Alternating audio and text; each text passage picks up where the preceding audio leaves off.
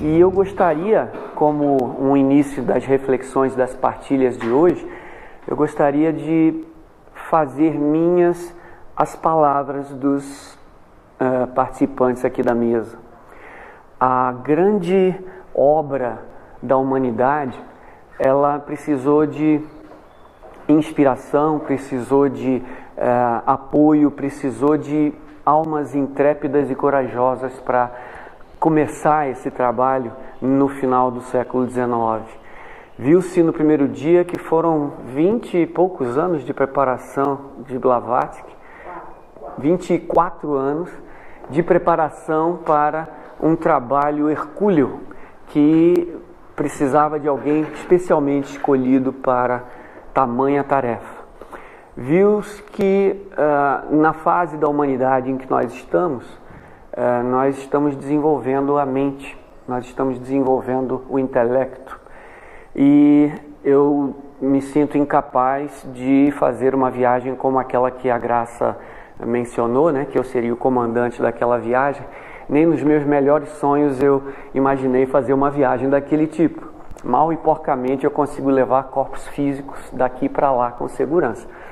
Mas a grande tarefa neste momento da humanidade é trazer o intelecto a serviço da alma, a serviço do espírito, a serviço da consciência pura.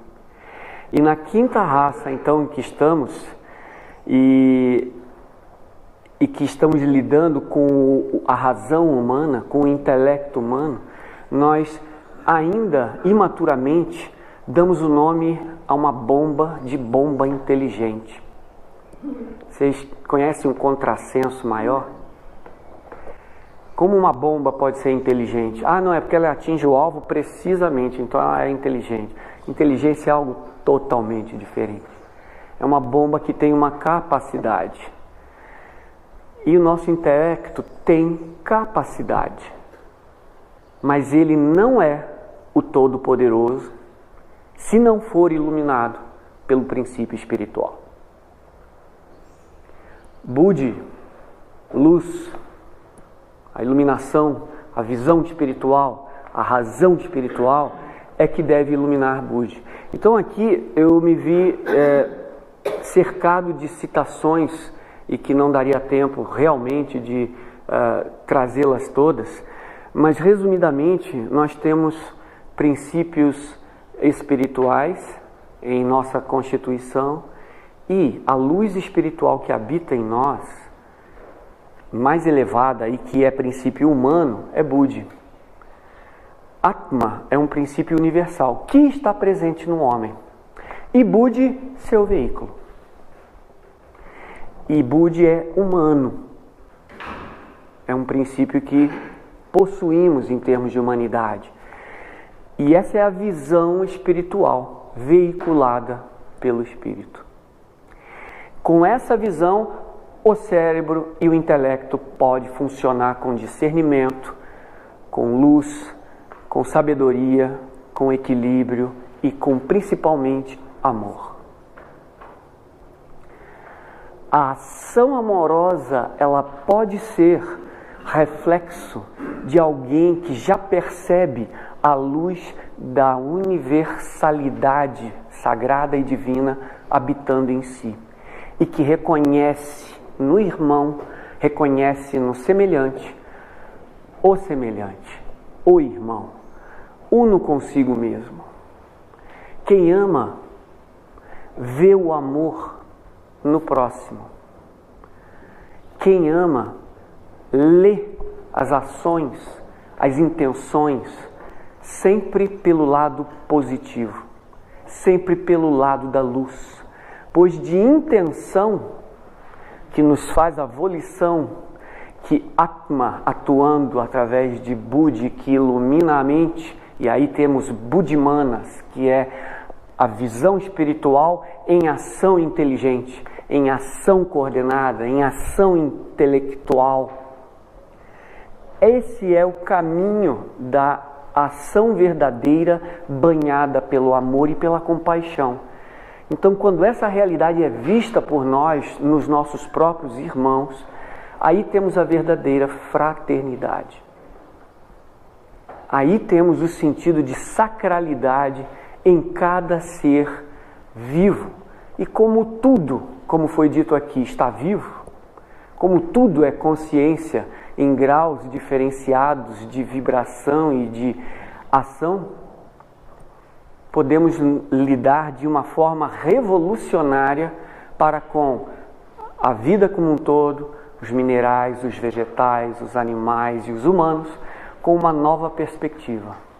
E é por isso que, essencialmente, o trabalho dos mestres de sabedoria neste caminhar da humanidade é trazer a percepção da fraternidade. Há uma unidade subjacente. Então, este corolário fundamental da filosofia esotérica, a vida una, a vida imanente, que vibra em cada átomo, que brilha em cada criatura, que tudo abrange na unidade. Essa vida está presente em todos os seres e é através desse contato que nós podemos revelar a divindade e a sacralidade em nós, por podermos ver assim e vislumbrá-la e cultivá-la e estimulá-la nos semelhantes, nos outros. Como dizia um presidente internacional da sociedade, nós podemos ser diferentes, mas não estamos separados. E a vida que um mestre de sabedoria escolhe estimular, e ele não escolhe, na verdade, a vida impõe uma visão compassiva e amorosa. E os mestres, ao estimular a evolução dessa fornada de mônadas, vamos dizer assim, né? Há uma fornada, a gente visualiza pães numa fornada na padaria, a gente pode visualizar uma fornada de mônadas no caminho da descida à matéria, na sua vestimenta de veículos, na sua capacitação de operar os vários níveis de materialidade, até encontrar a consciência e a autoconsciência e a consciência. Então o caminho do filho pródigo, macrocosmicamente falando, é o caminho da mônada, é o caminho da chispa divina, que vai encontrar a autoconsciência e encontrar a consciência plena, que é a morada do Pai. Qual é a diferença entre o filho nessa parábola que ficou na casa do pai e o filho que saiu e voltou? O que ficou pergunta ao pai: mas eu fiquei aqui o tempo todo lhe ajudando, sou consciente disso aqui, e você não faz festa para mim. E por que ele que saiu, despendeu seus recursos, sua riqueza, e agora volta e se faz uma festa para ele? A resposta do pai: você aqui sabe. Ele não sabia e agora sabe. Consciência. Vamos fazer festa, porque ele antes não sabia e agora sabe. Fazer com que os irmãos saibam, fazer a consciência brilhar em tudo e em todos, parece ser o que impele o movimento de um mestre de sabedoria que já passou pelo processo todo, já é consciente e, por amor à vida e ao próximo, dedica a sua vida para coletivamente, porque eles já são conscientes da universalidade da humanidade. O estado humano de consciências que se vê isolada, como mencionava o Otávio, é um estado ilusório. Mas o estado de um mestre que já vê a humanidade como uma coisa só, como vida manifestada de 7 bilhões de formas diferentes, olha a riqueza dessa vida. Quando o mestre vê um ser humano, ele vê uma vida universal brilhando numa forma única. Mas a grandeza e a beleza e a compaixão de um mestre ama cada um como se fosse o todo. Mas ele expressa a beleza e a relação do todo em cada um. E aí aquela descrição do mestre que faz de si mesmo, ela é muito elucidativa. O mestre foi perguntado como ele é, o que ele é? E ele respondeu: sou como sempre fui, e como sempre fui, sou, serei sempre.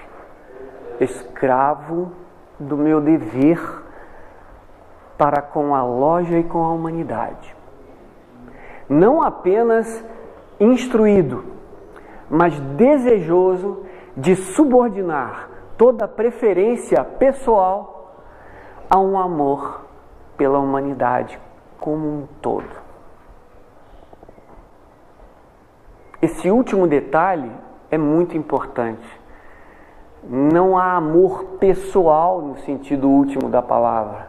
Há um amor universal se expressando no Mestre, e ele se dedica a partilhar e a estimular essa visão amorosa, compassiva, integradora, universalista, abrangente, abstrata e coletiva.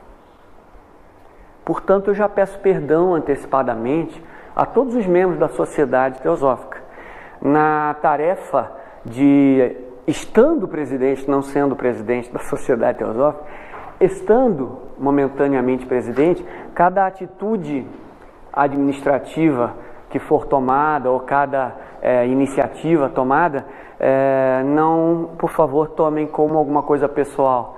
Nós, pelo trabalho coletivo, às vezes poderíamos tomar no futuro, não sei, ou agora, qualquer atitude que individualmente eu não gostaria de tomar para cada um. Mas ao pensar no coletivo, a gente às vezes pode não ser bem compreendido ou compreender a motivação. Então, aí dá para entender a visão que o mestre de sabedoria coloca entre o amor pela humanidade como um todo. E aquele exemplo que foi mencionado aqui, quando foi iniciado o movimento teosófico, só 2 quiseram e 48 ficaram em stand-by. Mas não se opuseram no trabalho, e essa é uma diferença fundamental. Se a gente discordar de qualquer coisa, mas se esse é o princípio geral aceito, a gente já começa ajudando sem atrapalhar, né? Sem se opor. E se quiser ajudar, vamos mãos à obra e vamos ajudar. Eu não sei quantas votações por aí eu perdi nos conselhos nacionais no meu voto, perdi, mas eu estou junto. Sabe por quê? Tem uma frase de um mestre de sabedoria numa das cartas que me estimula diariamente. E eu, como brasileiro, partícipe de uma sociedade muito espontânea, alegre, amorosa, mas não tão bem organizada. Vocês conhecem o Brasil, né? Não tão bem planejada, mas que a gente pode aprimorar, né? Se a gente agregar planejamento e a alegria e espontaneidade, nós vamos dar aula para o mundo inteiro de como pode ser a vida. Mas o mestre diz assim: é verdadeira virilidade aceitar-se o karma coletivo do grupo com o qual se trabalha, não invocando quaisquer bodes expiatórios como vítimas especialmente escolhidas e tal. Nós fazemos parte aqui desse lugar, nós temos humanidade aqui, nós podemos trabalhar aqui, e nós vamos trabalhar com quem quer que seja, se tivermos a perspectiva da divindade habitando cada um dos membros, cada um dos trabalhadores, cada um dos irmãos, sejam membros da sociedade ou não. Eu não sei quem será que está trabalhando junto, mas como eles nos inspiram, nós podemos trabalhar com quem quer que seja. Pode ser incômodo aqui ou ali, mas uma outra carta nos diz: as naturezas mesquinhas disputem se o quiserem. As sábias acomodam suas diferenças num espírito de mútua indulgência. Eu não concordo com fulano A, eu discordo da visão de B, mas eu vou me entender com ele porque eu e ele estamos juntos no mesmo barco. a mesma tarefa sagrada nos anima.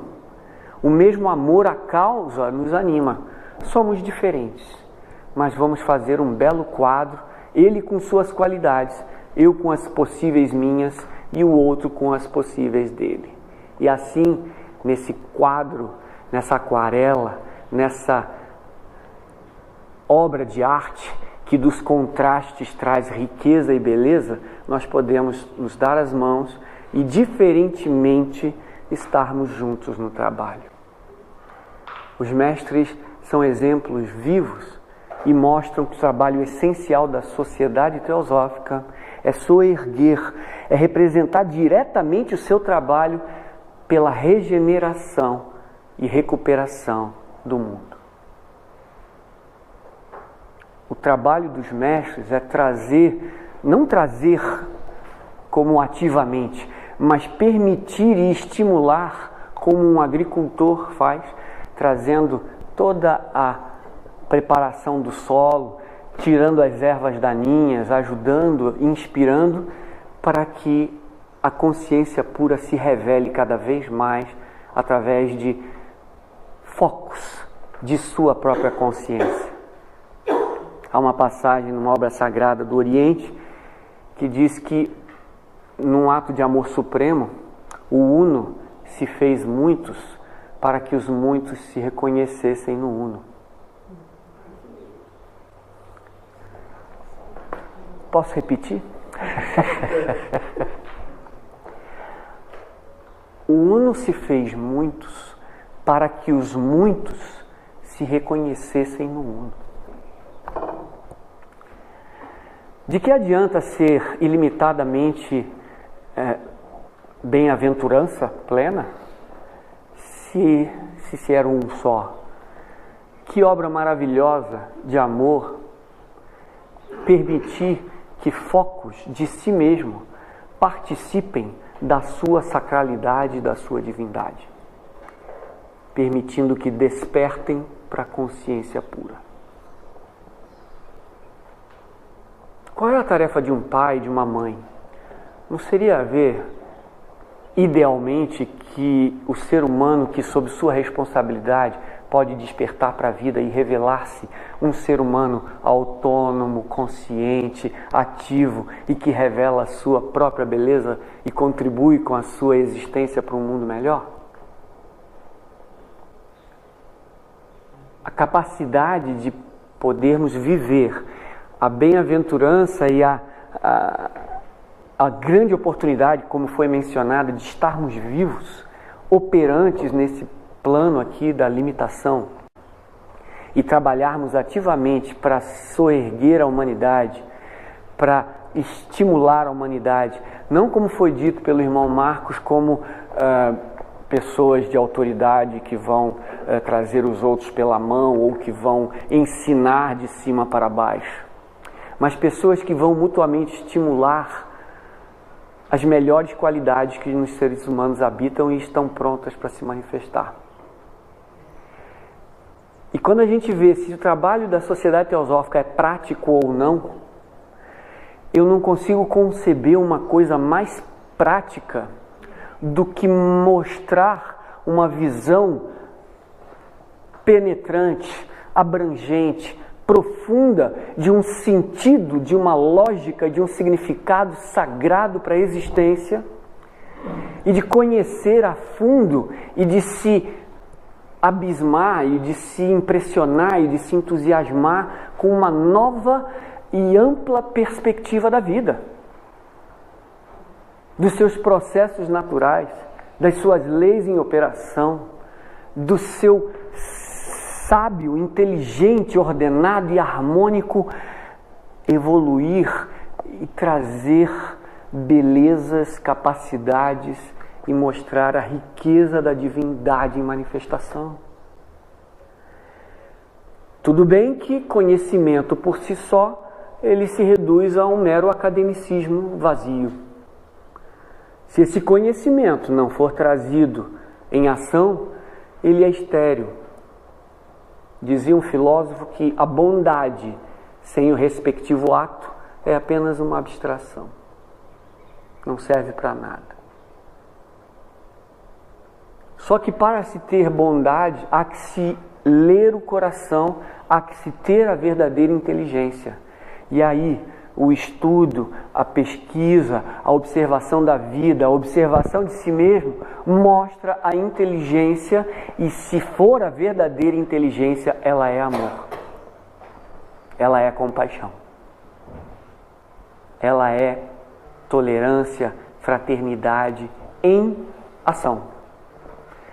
Então, uma ação que não for iluminada por uma teoria consciente, sábia, elucidativa, é uma ação sem rota, sem rumo, sem significado. Lembra aqueles ratinhos que ficam em umas gaiolas e eles são muito ativos, não são? O dia inteiro em ação, mas eles não saem do lugar, porque eles ficam ali naquela rodinha e apenas gastando energia. Ação sem uma direção balizada por um ver com o coração, com a mente compassiva, não faz sentido.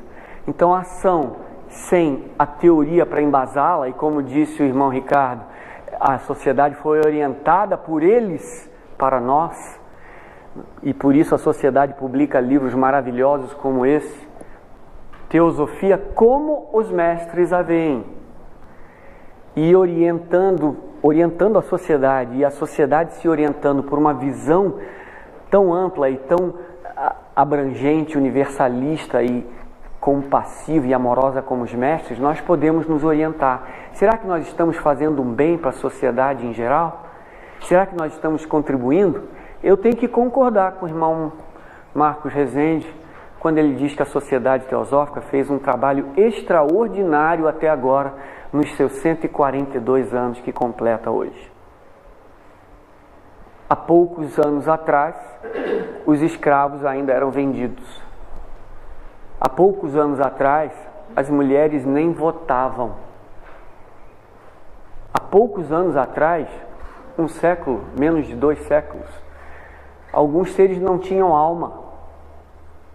Só hoje, depois de 142 anos de mostra e de trabalho de que tudo é vivo, países estão reconhecendo animais como tendo consciência e tendo percepção, e estimulando um tipo de alimentação oficial que não seja fruto de violência, fruto de crueldade.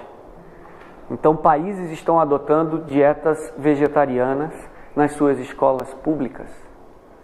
Quem é que falava disso há séculos? Então, o trabalho da Sociedade Teosófica ele não é visto objetivamente, mas ele é irresistível, ele é indelével, ele é permanente na consciência da humanidade.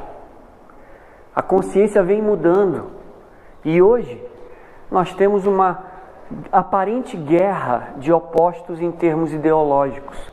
Aparente. A sociedade nos dá a bênção de olhar a coisa de uma forma neutra. Nós somos advindos da Revolução Francesa, do seu ideal de igualdade, né? Liberdade e fraternidade. Aqueles que se dirigiram para o lado esquerdo do espectro ideológico lutam pela igualdade entre os homens. Tem uma bela motivação, mas tem determinadas coisas que, mas eu tenho que prejudicar o outro que é diferente, eu tenho que... Tudo bem. Aqueles que querem o benefício do homem no espectro direito, entre aspas, ideologicamente falando, buscam na liberdade, não na igualdade, o benefício de todos, pois aqueles que são livres para empreender, empregariam aqueles que não têm e todos se beneficiariam. Boas intenções dos dois lados. Só que existia um terceiro princípio que foi negligenciado, o da fraternidade. E é aí que a Sociedade Teosófica trabalha para conjugar os dois lados e ver que a fraternidade pode resolver as duas boas intenções. A fraternidade, dizia o mestre, é o único princípio, o solo permanente para a moralidade universal. Se a gente tiver essa moralidade, as coisas podem se equalizar e o discurso, entre aspas, de ódio que vemos hoje na sociedade pode ser iluminado com uma nova perspectiva. Nós, direita, esquerda, verde, amarelo, vermelho, azul, rico, pobre, somos irmãos. Somos partícipes da mesma humanidade.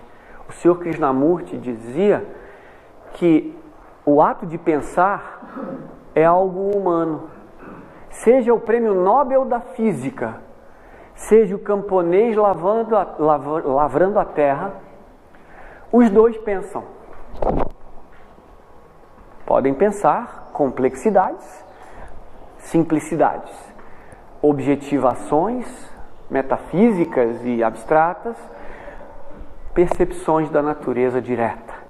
Mas os dois pensam.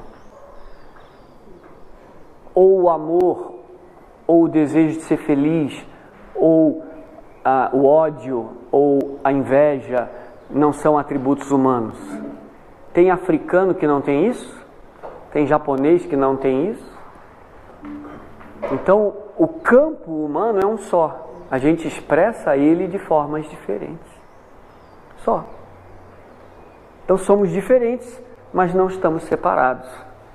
E olhar essa sacralidade e as maneiras variadas de expressar essa sacralidade é a visão da divindade imanente na humanidade.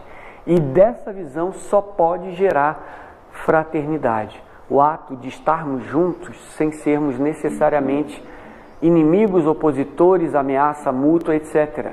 Apenas por sermos diferentes.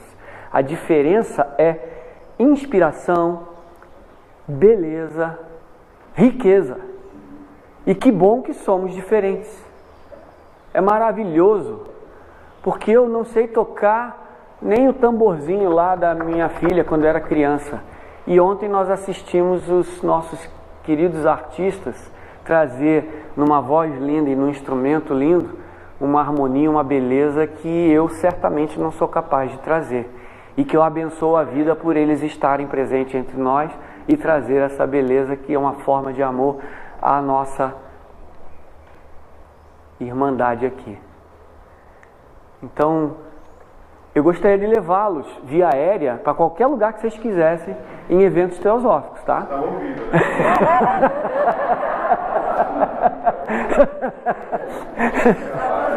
Isso eu sei fazer. Só falta comprar um avião e levá-los. Alguém tem dinheiro para comprar um avião? Eu posso levar. Agora eu tô ralado, né? Então hoje nós estamos vendo um trabalho no Centro Raja com uma nova, um novo toque, um toque artístico, um toque cuidadoso, não que não havia, mas havia uma pessoa sozinha aqui antes do Centro Raja fazendo tudo ao mesmo tempo na medida que dava. Hoje temos um casal que se propôs a vir do Nordeste para gerir esse lugar aqui. E graças a esse casal a gente está lá. Oi? Eu estou falando do Centro Raja. Agora eu estou falando aqui desse centro. Que bom que nós temos um casal do Nordeste que está vindo aqui gerir. A gente está vendo um restaurante com plaquinha e giz escrito do que está no cardápio. Eu estou parecendo que eu estou num hotel 5 estrelas. Não é? Um capricho, uma dedicação. E isso o casal do Nordeste está de parabéns. Está nos acolhendo com o espírito do Nordeste e com o carinho e com a atenção que eles dedicam ao movimento e que nós estamos nos beneficiando dessa diferença. Eu não sei diferenciar um feijão do outro. Eu não sei diferenciar uma abóbora de um, sei lá, né? Na hora de fazer. O Giló mostram que eles mesmos, diferentes entre eles, são plenos, são inteiros. Vocês imaginam a diferença entre a perfeição e a plenitude? Eu aprendi com o Dr. Ulisses Riedel a diferença entre perfeição e plenitude. A perfeição é uma coisa abstrata. Você pode dizer, ele é perfeito, mas será que ele é perfeito igual ao outro? Agora, se você estiver em determinado estado, em determinado estágio de consciência, se você estiver fazendo tudo o que você pode, no máximo de suas capacidades, dentro de suas circunstâncias, e fazendo o melhor que você pode, você está num estado de plenitude. É só isso que eles pedem de nós. Façamos o melhor aonde estamos, como podemos. É só isso e tudo isso. Sejamos plenos, porque a perfeição pode ser alguma coisa abstrata, mas se todos eles são perfeitos à sua maneira, eles já atingiram perfeição para o estado humano. E são únicos e plenos. Se nós formos plenos naquilo que pudermos dar, no trabalho que é essencialmente o trabalho da fraternidade, da verdadeira caridade, da verdadeira filantropia, nós estaremos sendo plenos. É isso que eles pedem de cada um. Plenos no limite de cada um. De cada um. Então a plenitude é uma coisa, e nós podemos ser plenos diferentemente e atingirmos a perfeição humana mesmo sendo diferentes. Pois não tem um mestre igual ao outro. Assim como não tem um ser humano igual ao outro, assim como não tem uma folha da mesma árvore idêntica à outra. Todos são diferentes, únicos, mas são parte da mesma vida, da mesma sacralidade. Essa é a proposta essencial. A verdadeira filantropia para o resgate, para a elevação da humanidade, é trazer consciência, é tocar a consciência humana com as verdades eternas, que desperte consciência, que desperte plenitude. E ao despertar essa consciência, aqueles que já foram tocados por ela se dedicam, se empenham em trabalhar neste sentido. Então, a questão prática, se nós tivermos um temperamento prático para trabalhar o lado prático, temos uma pessoa lá em Brasília agora, chamada Tereza Botarro. Eu sou suspeito para fazer propaganda dela. Ela é minha noiva. Ela é responsável pela OTS no Brasil hoje. Está convocando e agrupando jovens, idosos, meia-idades, que queiram colaborar no trabalho prático, no sentido de botar a mão na massa para diminuir o sofrimento de determinados setores da sociedade. Orfanatos, asilos e assim por diante. É importante? É extremamente importante. E para quem tem esse temperamento, é extremamente válido e belo. Mas quem é que vai também dizer que o ser humano é irmão do outro? Que a vida una está presente no que você considera inimigo? Quem é que vai dizer na humanidade, para a sua consciência, que todos são sagrados,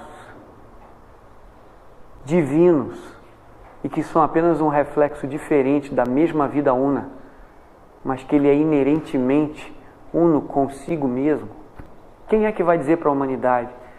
Se a humanidade superar essa ignorância, não vai ter necessidade de pobres, famintos, miseráveis, nem de OTS vai precisar mais, pois em cada região vão ter os irmãos a se ajudar mutuamente, e a fraternidade será uma coisa real, e a humanidade terá alcançado um novo estágio em sua caminhada. A limitação ajuda, pois ela exige que a superemos.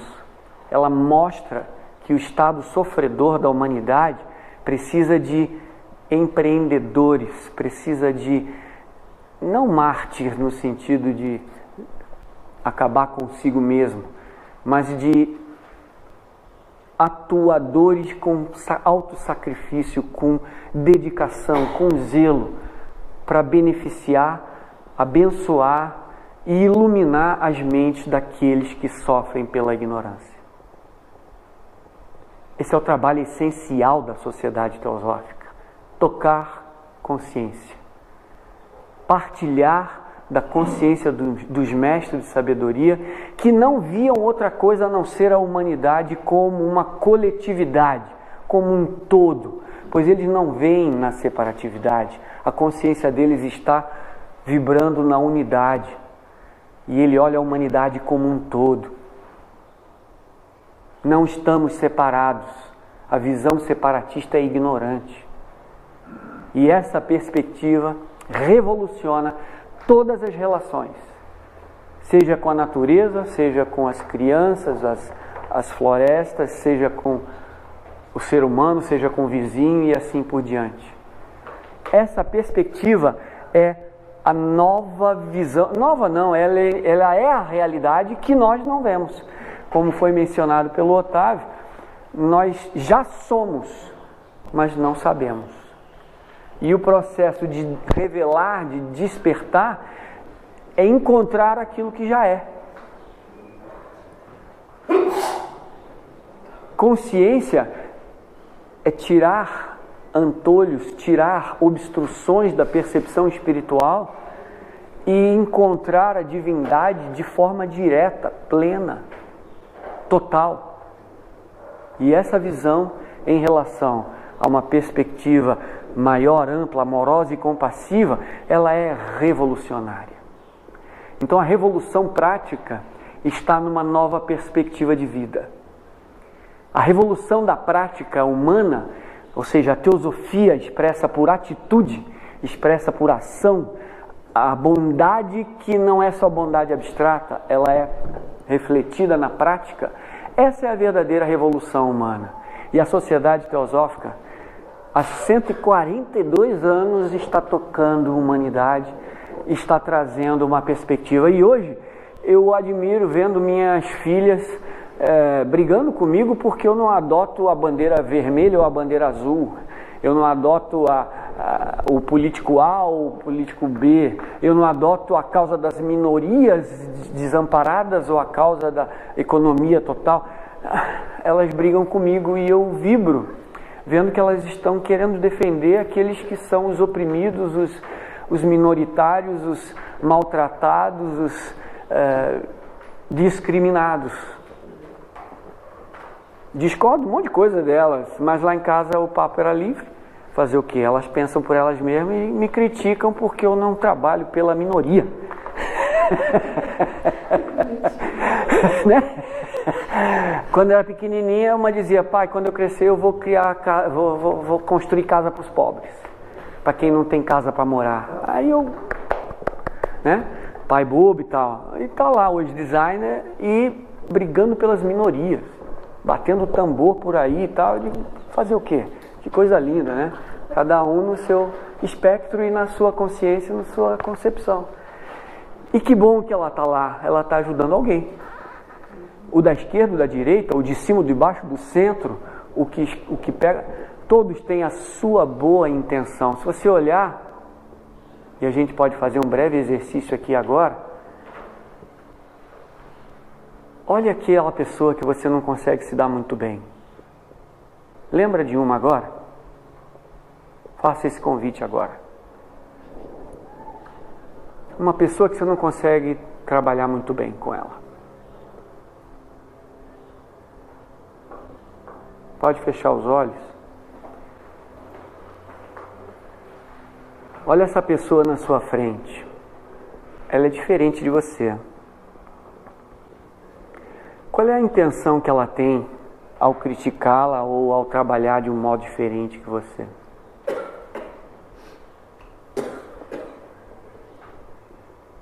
Ela tem uma motivação que é ruim, que é má? Ou tem uma motivação que ela vê como boa, como que deveria ser? Será que eu sou capaz de olhar pelos olhos dela e compreender qual é a motivação dela? Será que eu posso ver o divino habitando nela e movendo seus interesses e as suas ações? Será que um dia eu posso chegar para ela e falar para ela todas as qualidades que eu vejo nela?